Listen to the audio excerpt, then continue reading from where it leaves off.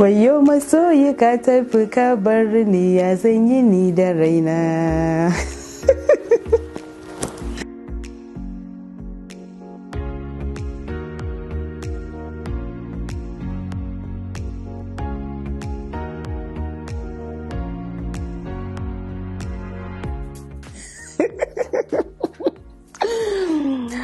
Ni yanzu ba da saurayi a Kano.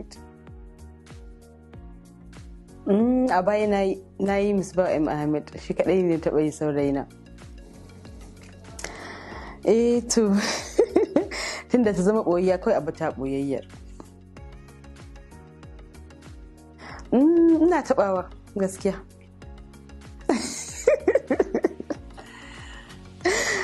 To ai wakaci sai a hankali. Dan na daɗe ban yi ba, kin san kuma ita waka ka daɗe ba ka yi ba shikenan. To gaskiya na fi son chatting sometimes.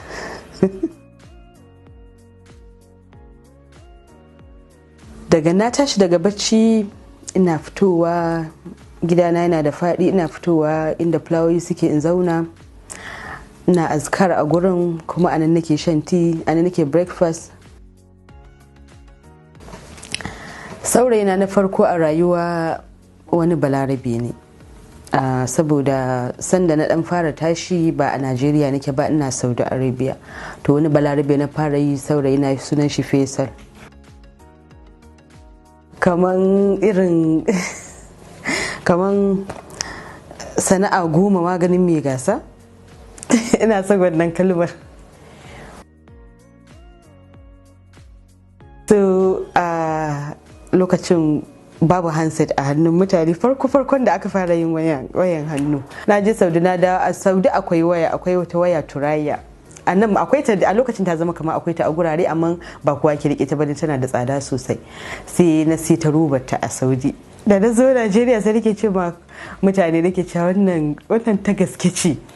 Akwai lokacin da na sa wata kawata ta taso tun daga Darmanawa, ta taho da kafa, ni kuma ina Court Road, ta zo har gidanmu ta same ni. Ta zo ne saboda za ta buga babanta waya, ya yi tafiya da wannan waya. Na ce mata ba batir, ai caji ya dauke ka, ne ta mata ƙarya. So sai har yanzu ita bata san ta ƙarya bace wannan wayan. Kosai, kunun aya. Yanzu suna kirana da maman teku, gara na yi shara. To gaskiya ni ban da wata babbar kawa a Kano, kawai dai ina da kawaye abokan mutunci. To gaskiya a rana wani lokaci ina samun DM kamar 50 ma 100 ne wani post din. So amma dai bana iya ba kowa ansa gaskiya.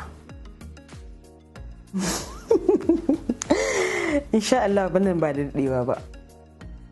An haife ni da 17 October 1985, yanzu ina shekara 34.